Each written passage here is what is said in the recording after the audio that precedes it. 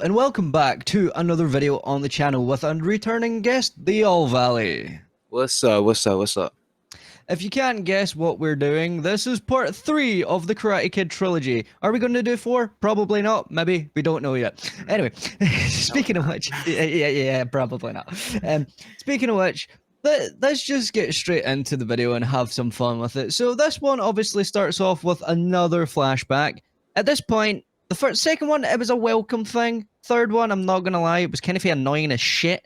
Like, I get it, you know, they're trying to keep people in the loop, but like, if you hadn't seen part 1 and then you had went to see part 2, you clearly know what the sort of score was. So by part 3, you're like, do you really need it there? Like, it was nice, I guess, but for me, it just felt like you don't need it again. You've done it already, so kind of overdoing it on the third time round. So I don't know. How did you feel about that? Because I know specifically for me, I didn't really care for it this time.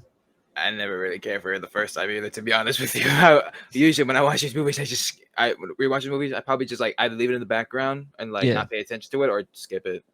Fair enough. I'm the same. Like, as much as it's welcome, like for like people that probably haven't seen part 1 or part 2, you kind of need to see part 2 because it kind of follows on from it. It's the same with the first part. Like, if you don't see the first part, like you don't really know what's going on unless they show you this flashback. So I mean, get what they were doing. Yeah, like again, if you've seen like part 1 to 3 already, but you haven't seen them in a while and you just really want to watch just part 3, I guess that's like a cool like little recap, just a reminder like, oh yeah, this is what happened in the first one, oh, that happened in the second one. Yeah, cool. Yeah, to be fair, like it's like it is what it is. So this movie starts off with Kreese. Obviously, he is wandering around feeling sorry for himself because his dojo doesn't have any students anymore. Boo hoo, you know, all that sort of stuff. And then he goes to the main man, the main villain of this movie, also in Cobra Kai, Terrysilver. And so he comes in. He goes to Terrysilver being like, oh, I want to get these guys back. And then Terrysilver, for some reason, sends him to Tahiti for some weird reason. There was never really a reasoning to be like explained to why he left, other than maybe obviously like later on we'll get to that part. But even at that, it still seems a bit strange that he's just like, yeah, go to Tahiti. You know, it's a bit strange. But what about you? Did you like the opening scene? Because for me, it was good, but like, I don't care about John Kreese being depressed. I mean, to be honest, again, this is gonna be a little bit of a hot take, but like even before season 4 of Cobra Kai came out, I've always liked part 3. You know, it's not my favorite out of all of them, to be honest with you, but I still enjoy it and I still like it. So like the opening for this movie, you know, it was cool because like it was a new character they get introduced, and you know, like to be honest, Terrysilver is like my favorite villain out of all the movies. I love Terrysilver a lot. So like his introduction to the universe was just really cool to see. So yeah, no, that's a fair point. Like for me, like Terrysilver is the saving grace of this movie. Like that's why I liked the fact that he did come back in Cobra Kai. But for me, my main issue with like when it comes to this movie, for example, is like it gives you a bit of an explanation. So we did find out what happened with Kimiko and Daniel San. Basically, she got a dance job opportunity and she couldn't pass it up, so that's why she didn't come back to America with them, and that's probably why the weird sort of marriage ceremony thing didn't go through as well. We find that out by Daniel talking to his mum when she asks, is she going to be coming? Because basically Daniel's mum is taking care of his Uncle Louis, obviously on the nose. If you can see on my nose, it's burnt as of right now as well, so yeah, kind of ironic. But but basically, she's away looking after Uncle Louis, you know, cousin Louis. I wonder where he came from. Anyway, beyond the point. So it's because he's fallen ill with some sort of illness that starts with an E. Can't remember the exact terminology for it.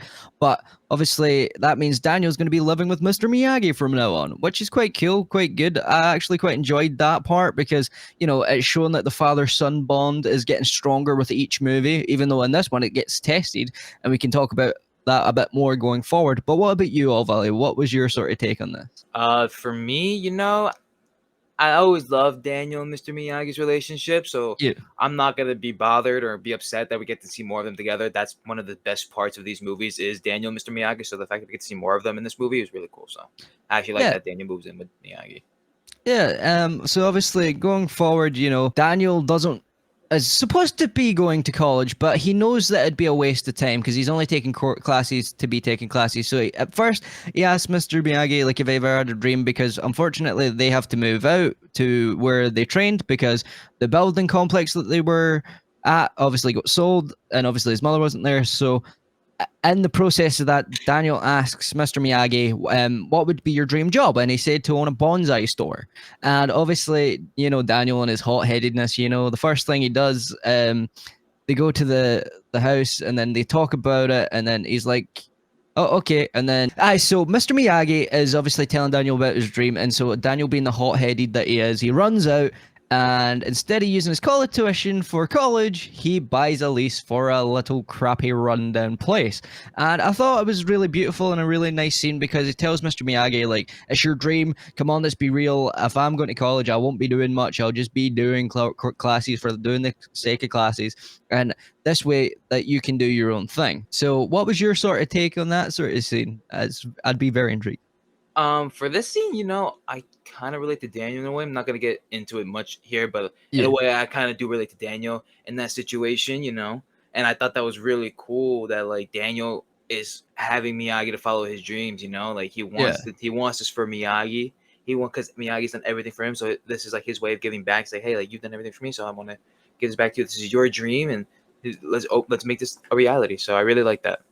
Yeah, see, for me, I agree. The funny thing is, obviously, Mr. Miyagi doesn't know Daniel's doing this. He goes and drives the yellow car that he got given for his birthday in the first one to go get this lease, and then he comes back, and then he shows Mr. Miyagi the lease, and Mr. Miyagi's like, what about your college? Obviously. And then they go to... Daniel takes him to go see the shop, and obviously it's run down, it's broken, it looks like somebody's just put a bomb in it and let it off, and then Daniel went and bought it.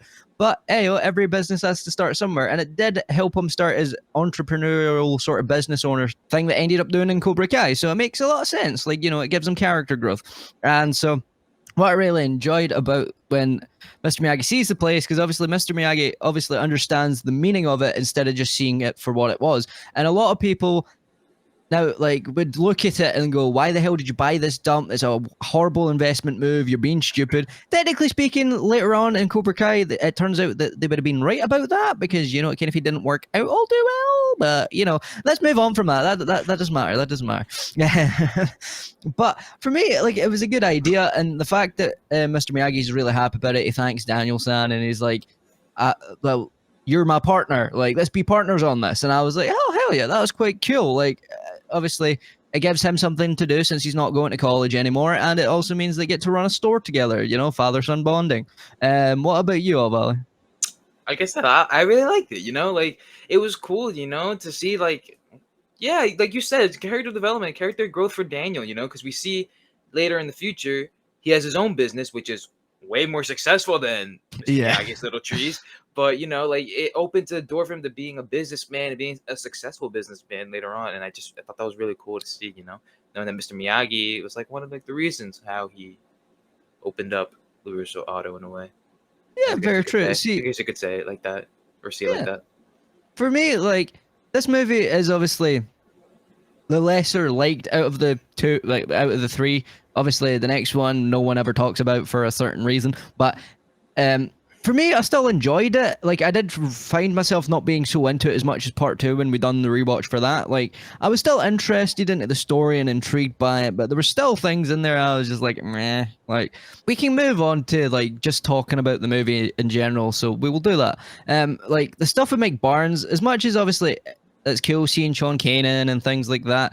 Like, I think they were going over the top a bit. Like, how many times can you bust up a store without getting arrested? Like, yeah. To me, I thought like this one. I haven't rewatched part 3 in a while. Yeah. To me, I thought Mike Barnes was. I always thought he was like an asshole. I was like, yo, he's really an asshole in this movie. Yeah. I was rewatching. I was like, yeah, I forgot how much of an asshole he was, because his last thing I saw of Mike Barnes was season 5 of Cobra Kai. I was like, yo, Mike Barnes is so cool. He's so chill. And I rewatched this one. I was like, yo, you were a.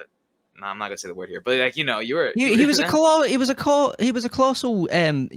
Because that's the thing. Like, some of the stuff that he does in this movie would not fly today. Like, he flat out kicks. I can't say that here either. Never mind. I was gonna say he threatened to like.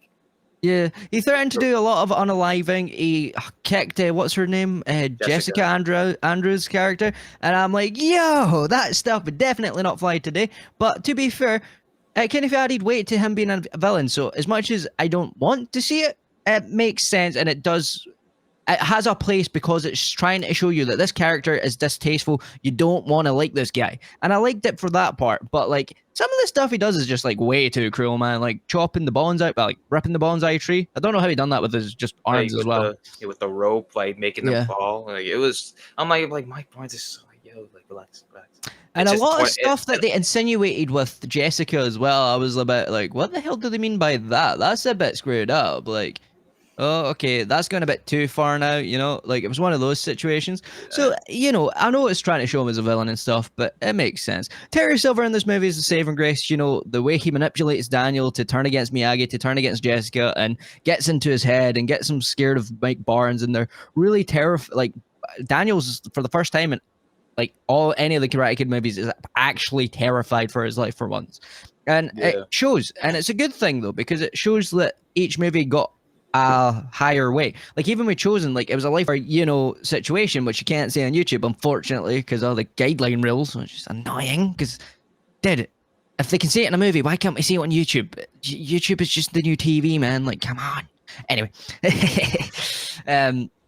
for me, like it's a good way to show the weight of things and stuff, but for me personally, like I think they took it too far at certain times. Like I like Mike Barnes as a character, don't get me wrong, but exactly. like, See, I like him as a character, but there's some stuff in this movie I was like, it's a little over the top for me, you know. So I was like, you know, and that's not me like trying to be like PC or like politically correct or anything. Even just for me in general, like to be honest, like if I was in Daniel's shoes, like Mike Barnes wouldn't be standing. Like I know he's all about defense and stuff, but some of the stuff that he got away with in this movie is unbelievable. Terry Silver is obviously teaching Daniel the Cobra Kai techniques. The if you can't stand, if you can't stand, you can't fight. If you can't see, you can't fight. You know the mantra, the Terry Silver quick method. You know, and the thing that I liked about Terry Silver is like you can clearly tell he was on a certain thing that he later on in Cobra Kai admits to being on, which beforehand, yeah, well, it used to be, but actually it's still in Coca-Cola because they use the same thing to use to make this substance that he likes to use back then. That's the code word. Yeah. So obviously Terry Silver is obviously really good in this movie. Like, I like the fact that he manipulated Daniel in such a way that made it seem like he was his friend. He tried to make himself look poor. You know, he'd done everything he could. He made it look like he was against Mike Barnes. But one thing is that you can definitely tell, like, Thomas Lee Griffin was just having fun with this because he was going, like, way beyond. It's like, I'm going to teach him pain. He's going to suffer. And it's like, dude, whoa, chill. God, gracious karate. Cobra Kai karate. It's like, I know, like, they've explained it later on, but in this movie, without the context of Cobra Kai, he just seems like a very, like, old school, like, wow, type of villain, you know? Like, he's going way over the top. He's doing, like, even, like, some of the stuff, like, it's just so bizarre. It's like, he's going way too far with it. I mean, I'm also thinking about it, like, this was, like, the 80s, you know? This was, like, classic villain of the week or whatever, so, again, I'm not too mad at it either, you know? I actually do like that, in my opinion. I thought it was fun to see. No, I liked it. Like, it's funny in a cheesy, campy way, but, like, if you're talking from a proper critical standpoint, you're just like, why is this guy doing this? You know, it's just so funny in that regard. But, when it comes to Mr. Miyagi and Daniel's storyline as well going forward, you know, like Daniel's sneaking around, not telling him things, and he's very upset, and you know, he's getting angry, and he's taking it on Mr. Miyagi. Mr. Miyagi is like so heartbroken. It's so sad because one of my favorite lines that Mr. Miyagi says is that, I hope your confusion ends soon, Daniel-san, because Miyagi's heart's empty without you. And I'm like, not again, not in the feels. Every goddamn movie in the feels again. So, what about you, Olva? That line got me in the feels, man. That line. Dude, every movie, you cannot escape like it. Every movie, Mr. Miyagi and like, I know we're like talking a little bit more negatives on this movie, but like a lot of the positives in this movie as well is that, like, you know, it's just a Mr. Miyagi and Daniel, like stuff. Like every movie, they have a heart-to-heart moment, and I absolutely love it. Excuse me, but yeah, this movie, I mean, that scene was just I just felt bad for Mr. Miyagi. Knowing that, like, he knows what Daniel's doing to him, and Daniel's just like lying straight to his face and like going behind his back. I just like, Daniel, come on. To He be just fair, it's understandable. Like Daniel doesn't want Mr. Miyagi to be disappointed in him. Like every teenager goes through a phase where they don't tell their parents things. They're not, they're being rebellious and they're doing things they shouldn't really be doing. But hey, it is what it is at the end of the day. The one sad thing for me though is like you can see Mr. Miyagi like nearly crying so many times. And like, Dad, you're making Miyagi nearly cry, my guy. Like that's evil. But at the same time, you can understand where Daniel's coming from though, because Mike Barnes and his hooligans are bashing up his shop. They're attacking him and his friends. He's going after Mr. Miyagi as well. And obviously, in Daniel's eyes, he should have to fight in this tournament because he wanted to do it to begin with. Mr. Miyagi said no because Mr. Miyagi believes that you should never fight unless it's life or death. Life or the other thing, or to defend someone's honor. That's really it. And he doesn't believe in defending a title because a title means nothing, which I can agree with. I really do like prescribe to that ideology. But like at one point or another, did you have to give in? Like your student was getting bruised up every day. People were attacking him all the time. Like even if you don't want him to necessarily do it, it became a defend yourself situation. It was either he did it or your shop kept getting busted open and your student kept getting busted open. Yeah, that's what I didn't understand too. Like, I never understood why it took for like this long to. I know without Miyagi Yeah. going to Daniel at the end of the movie, we wouldn't have a movie. But like, I'm just saying, like, Daniel was getting beaten up and getting, talked a lot. I don't want to say the word here, but they were getting like he was getting like people. Mike was telling him to do stuff, or he was going to Yeah. do stuff to Daniel and stuff like that. And I'm just saying, like, Miyagi, like this is a great way for to you to come in and teach Daniel because Daniel actually needs help, Yeah. and he, like you said in the beginning, he wants to be in a tournament. Miyagi said no. Daniel's like, okay, whatever. And then Mike comes in, meets Jessica and Daniel, tells Daniel to sign it. He says no. They fight, and then on the cliff, he says, sign it, and Yeah. then he He signs threatens it. he threatens something, and He signs it. basically he has to sign it for no other reason. And he goes to tell Mr. Miyagi, but Mr. Miyagi still's like, "Oh, you can compete, but I cannot train you for this." And it's like, dude, Miyagi, I know you have your principles, and I know you never put passion over principle, but dude, like, how far are you willing to let this go until you actually step in? And we find that out later on. One of the things that I did, that's one of the things that I didn't like what they did with Miyagi this movie. Like I know they were trying to make him seem like he sticks to his principles, but when your student slash surrogate son is getting like beaten up, why are you not stepping in to help him? And it's like you can clearly see it's causing him a lot of distress. Jessica Andrews in this movie, we can talk about her. She's amazing. Like her character wasn't very important, I would say. She was just kind of there as like a pseudo sort of love interest It because wasn't. Sorry, Kamiko go on. wasn't there. Because for me, like speaking, like other than obviously being Daniel's friend and the one getting like seeing what Daniel's going through and her getting put through it as well because she's being chose to be friends with Daniel. All she really does is show Daniel around once or twice. She shows up at the shop once or twice, and obviously they establish that she's getting back with her boyfriend, so they're just friends. So other than like those few little scenes and then the dance scene, she's only there to basically push Daniel back to Miyagi near the end of the movie. So I understand why she was there, but like she was an all right love interest sort of slash friend, but to me it's a hit or a miss. Like don't get me wrong, in Cobra Kai when they brought her back, so much better. But during this movie, like it wasn't necessarily needed, but I know why they were doing it. For me with Jessica, I wouldn't even count Jessica as a love interest for the movie. I would say like more of Daniel's friend. She started as a love interest though, Well, and started. Yeah, he still did have a thing for her when she was leaving. Like you could see it because she kissed him on the cheek. It was yeah. implied, but it wasn't fully ventured. And like that's what I think. Like when Cobra Kai like probably started, they probably were like, should we make him end up with Jessica or should we make him end up with like a cousin or something? And they went with the cousin idea because maybe That the makes actress so much was better. maybe the actress wasn't like available at the time. Probably.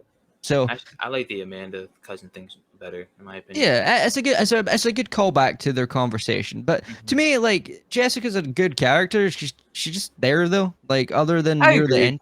I agree. She's a good character. I don't have any problems with Jessica. I think she was a good character. I think with yeah, she was just there for Daniel, and I think that was a. I mean, she Yeah. wasn't fleshed out like Ali or Kumiko, Mhm. but I didn't have a problem with Jessica's Yeah. appearance in this movie. I thought she was fine. I thought the actress did a good job. Robin Lively. I thought she did a Yeah. good job portraying Jessica. I thought everything was fine in this movie. See, I So don't have an issue. It's just more like I don't see the point of our character until near the end, which then it made a bit more sense. Because other than going on runs with Daniel and basically helping him with like the bonsai like pots, like and having a weird like sort of awkward like mac and cheese dinner, she didn't do much. She was rarely in the film more than so. Like her complete runtime, if you're lucky, could be about 5-10 minutes, like within the between the scenes, maybe a bit longer, but that's about it.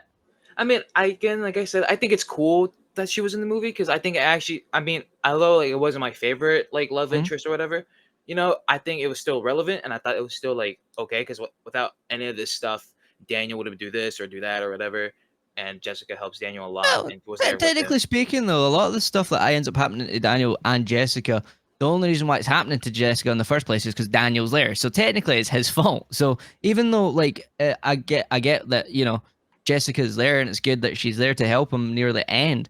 But before that, she doesn't really do much other than help him out with the pots. Like, other than that, she just talks every now and then. That's what I'm saying. It's not like I'm saying like she's a bad character or she doesn't have to be there. But I don't think she added anything to the plot because they could have still done that stuff without her. Because all they would have to do is not have her there, Yeah, and I it's feel still the you. same. I It feel you. still feels the same. It could have been Mr. Miyagi having mac and cheese with him. It could have Yeah, been Mr. Miyagi helping him down the cliff because Mr. Miyagi's clearly went down that cliff before. So that's what I'm saying. It feels like she was just sort of added there to make some more sense of why Daniel's doing these things instead of actually being very integral to the plot. Because but the one scene that she was is basically just telling Daniel like Mr. Miyagi loves you and like you need to go face him. And to be honest, that could have came from any character that was sort of like there. Like that's what I'm saying. It's like as much as she was good and obviously she is integral because of the way they made her. They could have done it differently, and it wouldn't. To me, it wouldn't have really changed much. To be honest, is what I'm saying. I agree. I feel you. I feel you. I just thought, yeah, Yeah, yeah. I just thought like it was like I guess a cool way to make like I guess a way for Daniel to get back to Miyagi in a way. But I understand your points and I get like everything you're coming from. So yeah. yeah. When it comes to the rest of the movie, when it comes to the rest of the movie, like we've nearly went through all of it already. Like that's the thing. Like as long as it's a long movie, it feels really short, and covering it is very like short as well. Because one of the things is that Nothing really happened. nothing really happened other than Mike Barnes terrorizing Daniel for half a movie, Terry Silver being bat, and then we get to the tournament. So, like that's really it. And obviously, there's wee scenes with Jessica, and you see Daniel and like doing the Cobra Kai, and then obviously the callback and Cobra Kai. Like you're gonna have some poor kid's nose blood on your shirt. Now Oh wait, can here's can my you question. say that on YouTube? What? Blood? I don't know. Oh well, we'll leave it in. Screw it. We'll do it live. I mean, here's my question for you.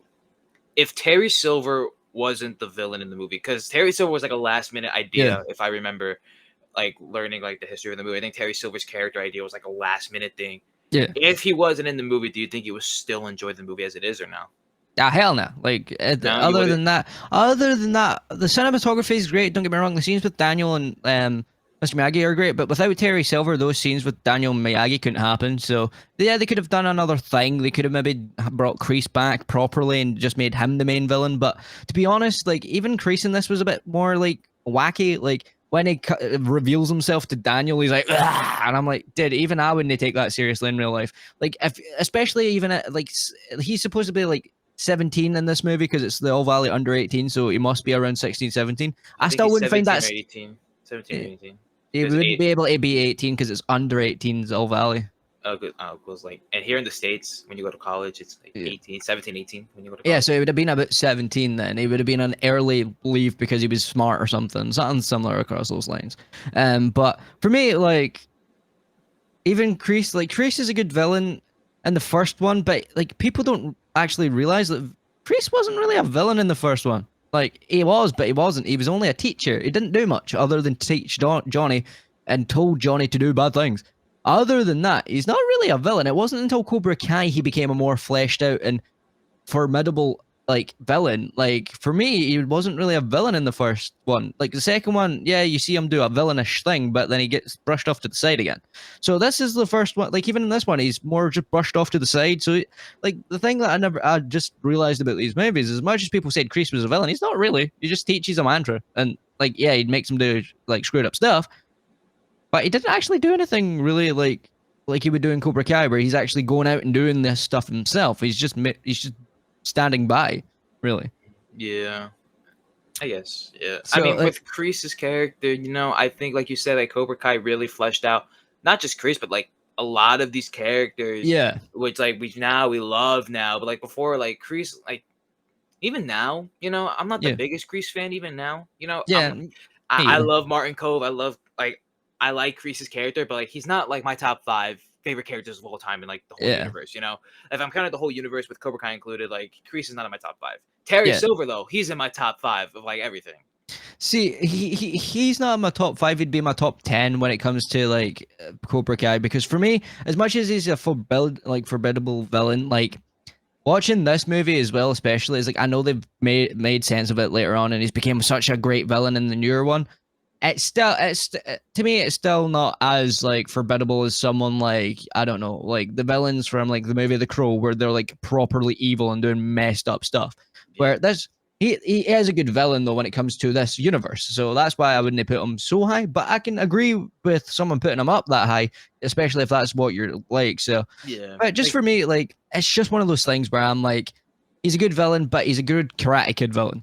yeah, like for like with these, I think like the reasons why Kreese wasn't in the movie because I think Martin Cove was filming like another movie around that time, and he like Probably this Rambo like Part 3, because I it know was he was in like a lot of I those. I know I remember like they say like Martin Cove couldn't like make a lot of filming. That's why they created Terry Silver because Martin Cove couldn't be in the movie a lot, so that's why they created Terry Silver, Ah, and that's right, why right. we have like Kreese is like in the movie, but like he's not in the movie a lot, so like that's why we have Silver taking over To Kreese's spot. be honest, I think that's the reason why to be Kreese got honest, very I'm low. happy they done that, because, like I said, I couldn't see Kreese being a formidable villain. Because like, how would they like make Daniel convince Kreese would turn good? There's like no way you could have logically done that. Johnny later on makes sense, but Daniel, hell no, he's not willing to forgive anybody because he knows what they've done. So it's like it wouldn't have made more sense if they had to have like a very similar story, but with Kreese, because it wouldn't make logical sense. Because Daniel would never trust him to begin with. Like no matter how far into the future it is, he never trusts Kreese, and like Yeah, Kreese fakes his, like 5 times a year. So you can't believe the guy yeah, when he does say something.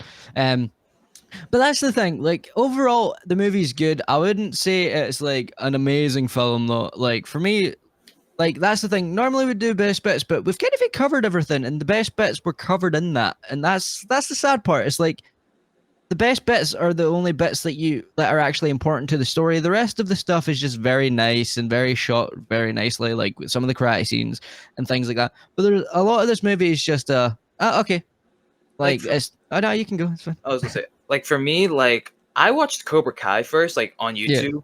So at the time when I watched Cobra Kai first, it was only seasons 1 and 2, and it was only on Hmm. YouTube.